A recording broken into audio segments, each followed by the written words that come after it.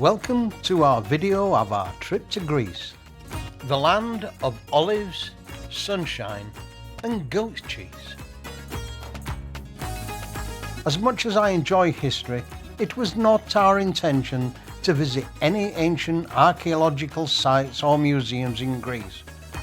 We enjoy the scenic rural vibe and the kind of towns with streets of character.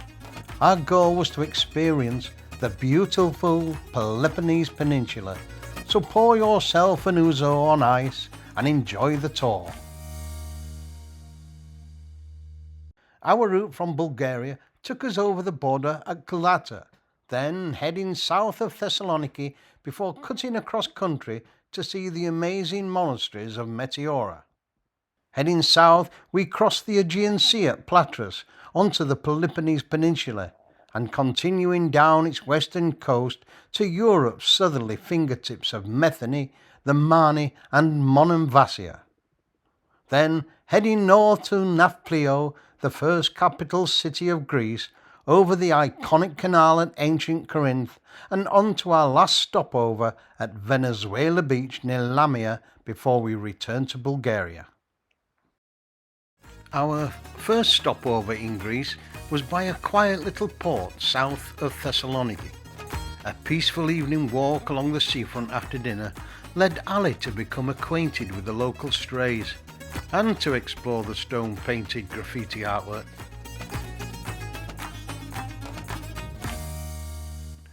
It was a relaxing induction to our Greek tour.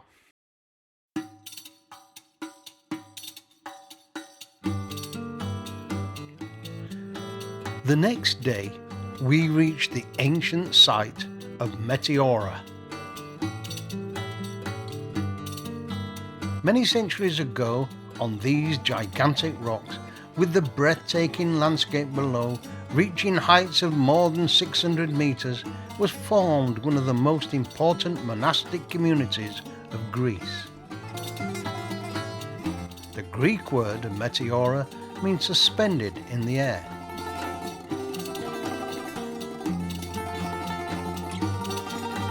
And out of 24 monasteries built from the 11th to the 15th century, only 6 monasteries are active, with a small number of monks or nuns who reside on Meteora.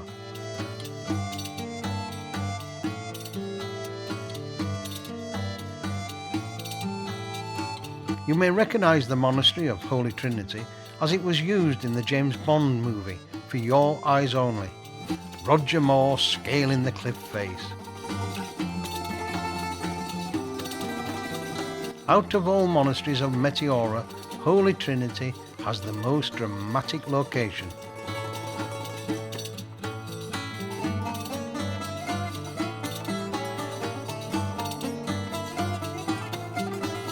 The Meteora monasteries have now been included in the UNESCO list of World Heritage Sites and are open to visitors on certain days of the week.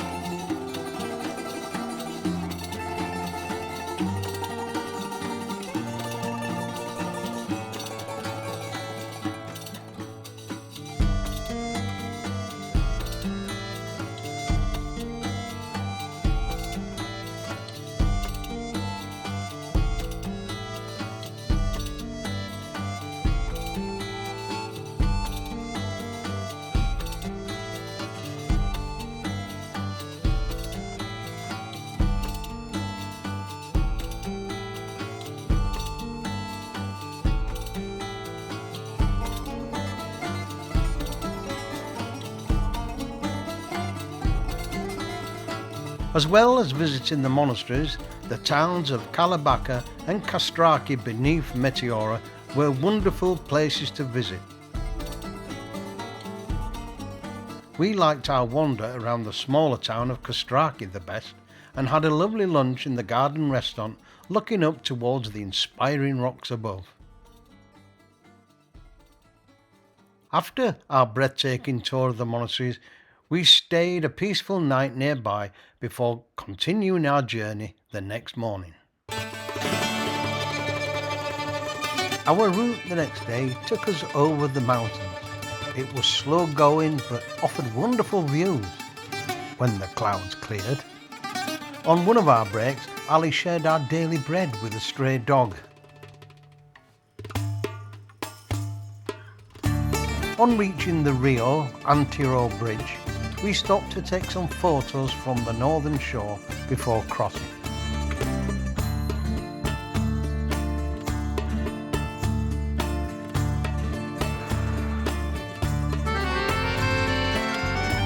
We decided to take a leisurely crossing across the Gulf of Corinth with one of the several ferries that continue to operate from the port.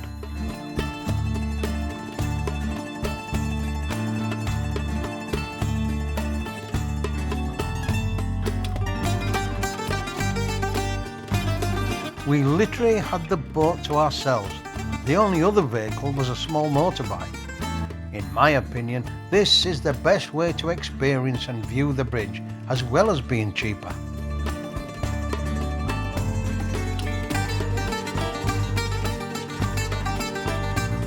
The Rio Antiro toll bridge is one of the world's longest multi-span cable-stayed bridges and longest of the fully suspended type.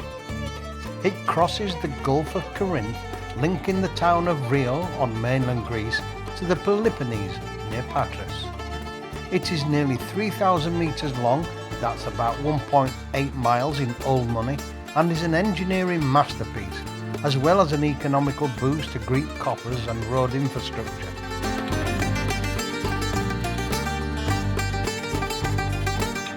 Another interesting factoid is that the bridge was opened on August 7, 2004, 1 week before the commencement of the Summer Olympics in Athens, and the first people to officially cross it were the Olympic torchbearers.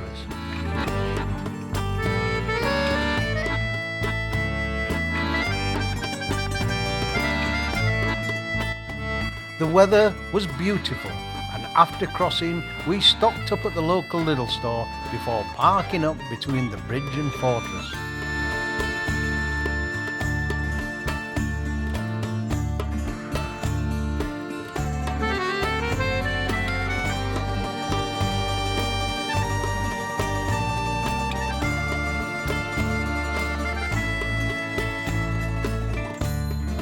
We enjoyed a couple of hours beachcombing before witnessing a beautiful sunset.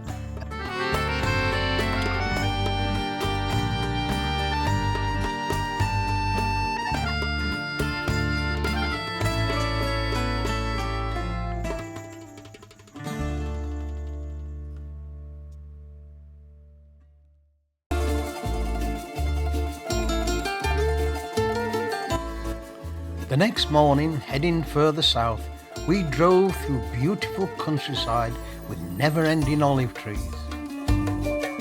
Greece produces the best olives in the world. In fact, Greece is the top producer of edible olives and are an important part of everyday Greek cuisine and culture.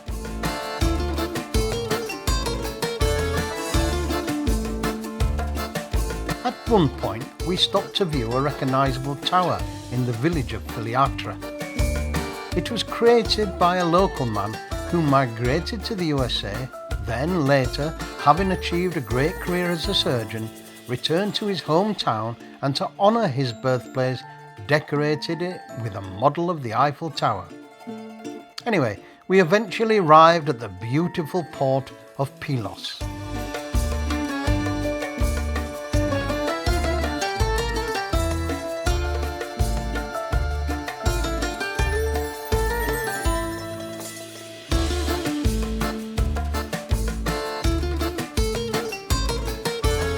We enjoyed a stroll around the harbour and soaking up the relaxed atmosphere with a couple of cool drinks in the afternoon shade. Our next stopover and first campsite was Metheny, where we relaxed for the next several days.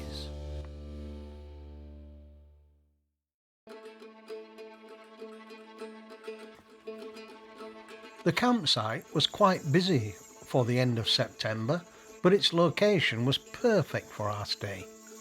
A sandy beach is right outside the camp entrance, and we took advantage of swimming in the warm, crystal clear waters every afternoon before 5 p.m, which was ouzo time, our typical Greek aperitif before dinner, and sometimes even after dinner. Of course, relaxing doesn't always mean laying on a beach with your ouzo and lemonade, or playing petanque with other travellers. We enjoyed discovering Methone's pretty streets and wondered which flowers, if any, would grow in our garden.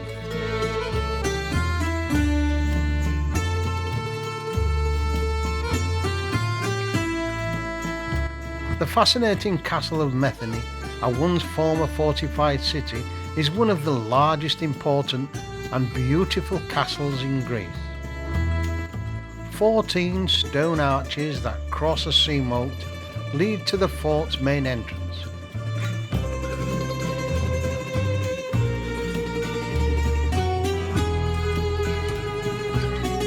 A similar castle, about 20 kilometers east at Coroni, was built about the same time, and these castles were known as the Eyes of Venice. They were built, or rather reconstructed, on site of earlier Byzantine fortifications by the Venetians in the 13th century. They guarded the seaways and ports from marauding pirates, and also provided safe refuge for pilgrims heading for the Holy Land during the Crusades.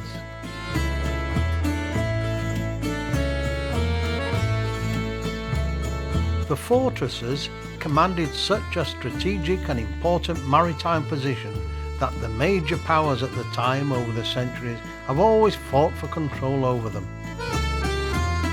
During the 15th century, Methone was conquered by the Ottomans, who ruled here for the next 300 years. An Ottoman bathhouse, a mosque and a Christian church are evidence of different cultures that once ruled here in Methone. The octagonal tower, reconstructed by the Turks in 1500, became a prison and a place of executions. The views from the walls were amazing. After a few days and several ouzos, we continued our tour. It was time to discover the Mani. Our first stop, after skirting the edges of Kalamata with its world-famous olives, was at Kardamili, a relaxed and quaint village with cosy dwellings.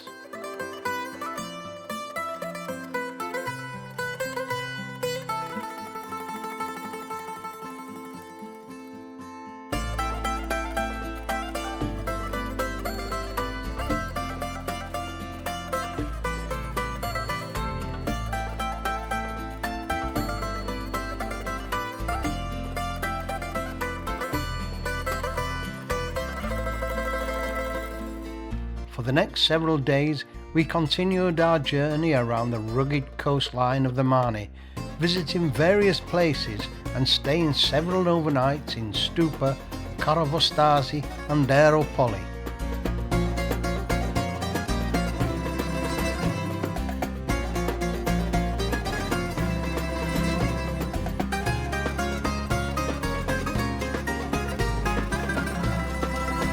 In Stupa, we found an Indian restaurant, and to be honest, this was one of the best meals we ate in Greece.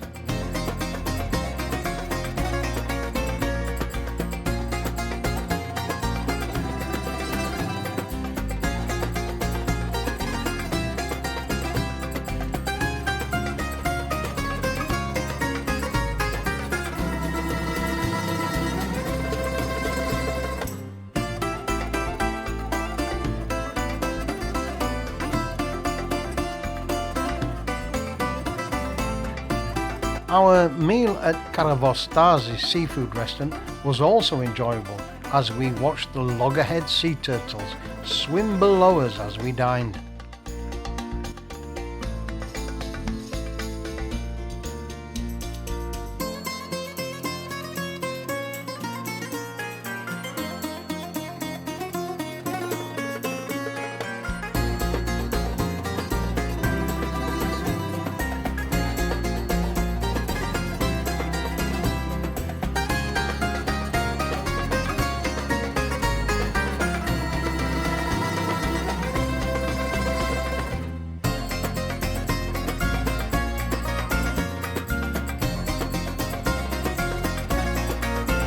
We also enjoyed our visit to the old town of Aeropoli, a Marni town with much historical character and a maze of charming cobbled streets.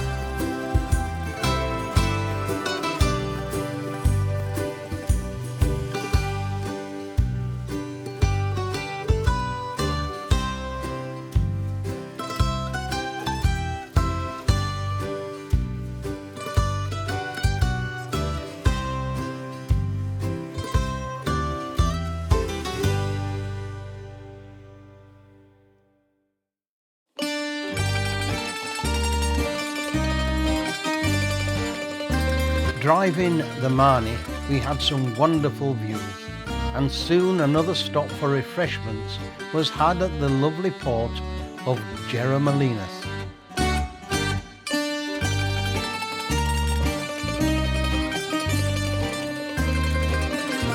The Marni region of Greece is a rocky mountainous region that supports very few crops. If you were ambitious back in the day, then you went to fight or to steal, or both. Maniots are renowned for their fierce fighting abilities and played a significant role in the Greek War of Independence. The people consider themselves as direct descendants of the legendary Spartans. Perhaps because of the remote location, the Maniot culture took on a unique social structure, heavily focused on clans and family ties. Loyalty and honour to one's clan was considered paramount, and individuals would go to great lengths to preserve their family name. Arguments over property in this inhospitable region were common. Families argued endlessly over the sparse water resources and any patch of vaguely fertile land. Vendettas or blood feuds became a part of Maniot life. These vendettas could continue for generations and often resulted in violence, including assassinations. To protect themselves during these ongoing feuds, the Maniots built fortified tower houses. Varthia is a wonderful place to explore these unique Marni houses.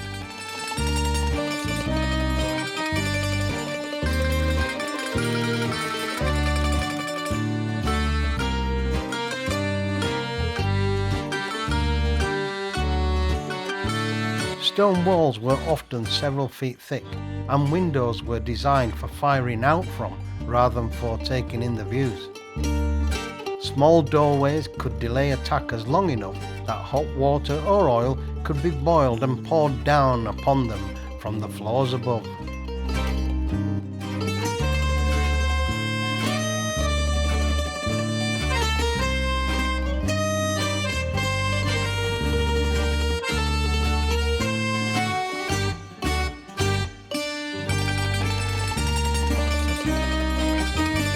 The further south we went on, the more rugged and remote the Marni became. These views over the Tigani Peninsula are to the most southerly tip of mainland Greece, and the separation between the Aegean and Ionian seas. Marni was also the end of the line for the ancient Greeks. The southern tip of the Marni, Cape Matapan, was where the land of the living ended and Hades, the underworld, started.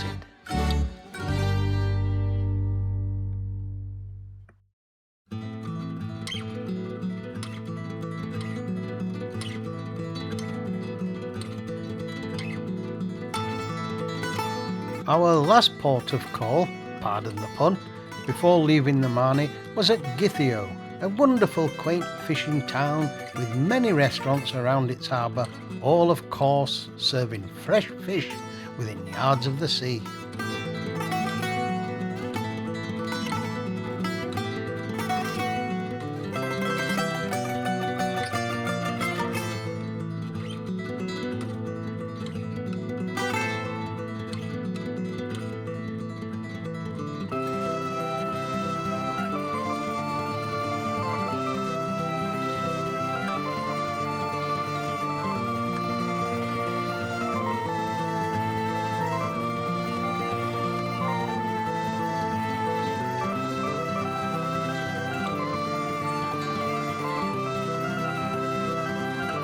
We also stopped at a nearby beach to visit the Demetrius shipwreck, which has become a popular tourist spot.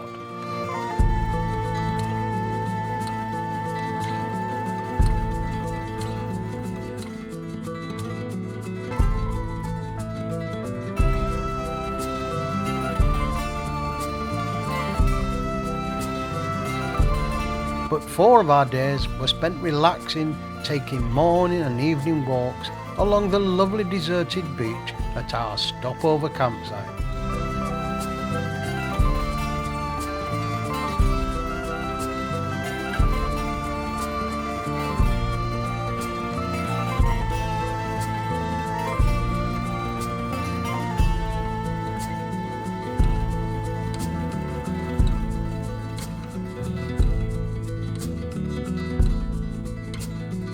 Leaving the Marne, we headed east to our last finger of the Peloponnese Peninsula to visit the beautiful old town of Monemvasia.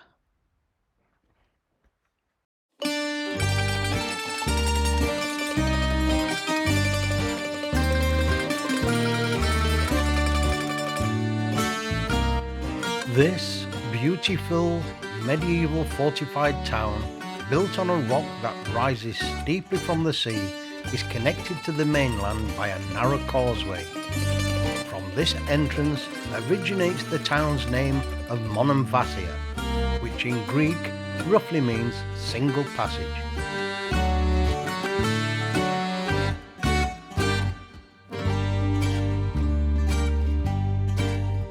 There is no vehicle access to the town, and this makes exploring the enchanting cobblestone streets of Monemvasia a dream, like stepping back in time as the maze of alleyways retain their historic charm.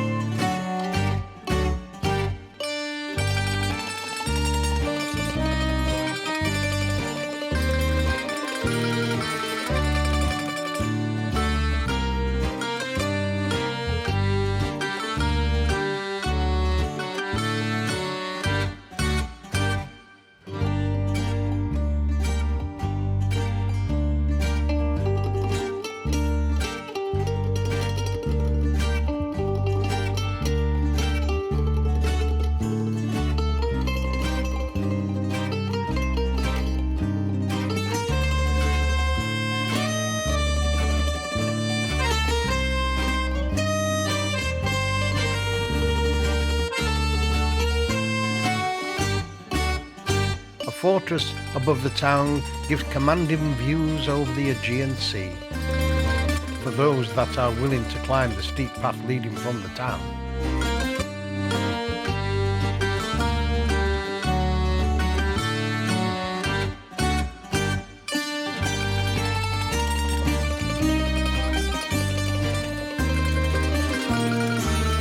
Many of the old houses are now hotels, cafe restaurants or souvenir shops, catering for the thousands of tourists who visit here every year, either by land or by sea.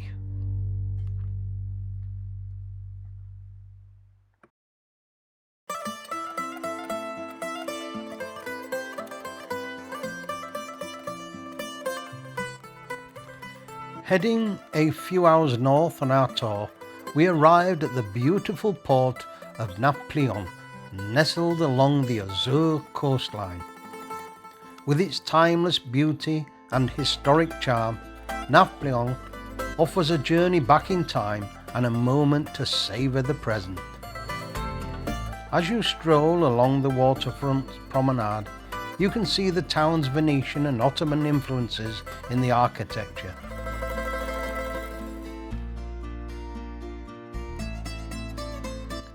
Wandering the vibrant walkways and harbour, cosy cafes and tavernas spill out onto the streets, inviting you to sit down and enjoy a traditional Greek coffee or fresh seafood as the world goes by.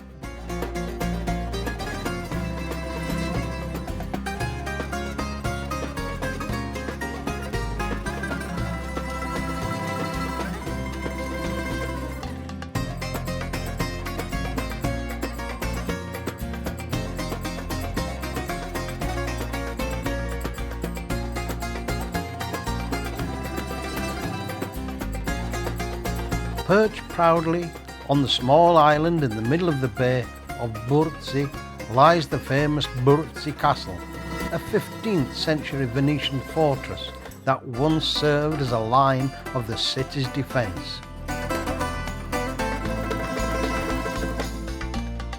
Talking of defences, high above the town, the grand Peloponnese fortress crowns the landscape, offering an awe-inspiring view for those who venture up its 999 steps.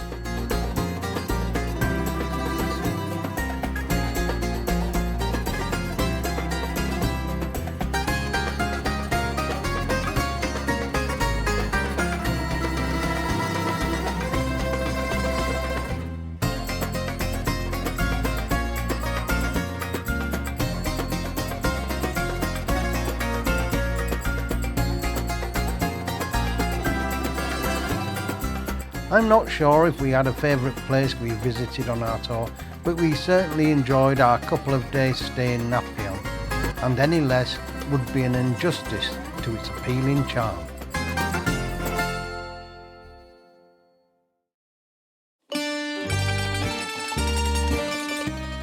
Our last stop on the Peloponnese was at the Corinth Canal. Prior to the canal, the narrow strip of land about 6 kilometres wide divided the Ionian Sea in the west and the Aegean Sea to the east. This is known as the Isthmus of Corinth. Sea routes in ancient times were fraught with danger, and sailing routes that were safer and quicker were important to trade. The idea of cutting a canal between the two seas was formed back as early as 600 BC. It would save the seafarer over 400 kilometres and a much safer passage. During those ancient times and until the Middle Ages, ships travelling from Europe to Asia or vice versa sailed to the Isthmus of Corinth. On arrival at the isthmus, ships were completely unloaded, then pulled across the land by slaves using ropes and tree trunks as rollers on a ship's trackway called the diolkos. Once on the other side, the ships were reloaded before continuing their voyage. As you can imagine, this procedure would take several days. It's not surprising that the idea of building a canal was formed. Over the centuries, all attempts eventually failed, even those implemented by the greatest leaders of the Roman Empire. It wasn't until the invention of dynamite in the mid-19th century that the idea of building a canal was resurrected.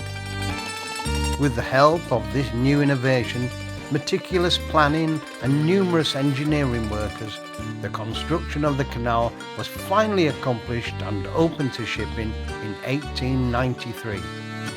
This man-made waterway of only 6 kilometres not only connects the Gulf of Corinth to the Aegean Sea, it also separates the north of Greece from the south, effectively making the Peloponnese an island. It is estimated that 12,000 vessels use the canal every year. As the canal is so narrow, it only allows ship traffic to pass through in one direction at a time. The entrance is controlled by the Isthmus Port Authority by way of a traffic light and a sinkable road barrier. The passage usually takes an hour and a half, but for very large ships that have to be towed, it can take up to even an hour and a half. Apparently, the Corinth Canal is the second most visited place in Greece, attracting people from across the world. It certainly has a fascinating history and worth a search on the internet for more information.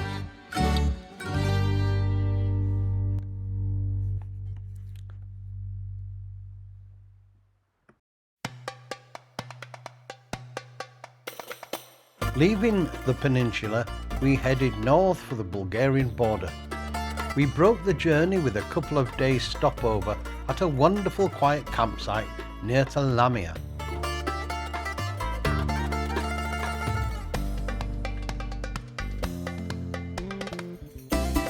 We can highly recommend all the places we've visited on our journey around the Peloponnese, and would be hard pushed to select a favourite, as they all had their own unique charm. Regarding cuisine, we tried many of the traditional dishes when eating out and were frankly very disappointed, particularly in the more tourist areas. Fish dishes, however, seemed to be a little better. Our favourite meal was in Stupa at an Indian restaurant. Food cooked to perfection using great ingredients. Credit where it's due, in my opinion. Driving was easy enough, but we thought the motorway tolls very expensive. We paid about €200 for our trip for a motorhome. That's about €1 for every 10 kilometres we did. That said, I wouldn't advise against using the tolls.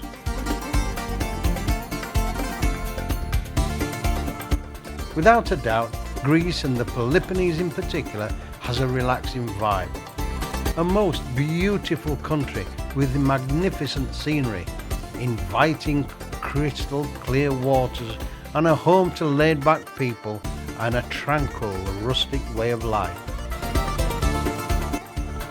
We hope you enjoyed our journey as much as we did, and we hope it helped you to decide if the Peloponnese should be on your list of places to visit.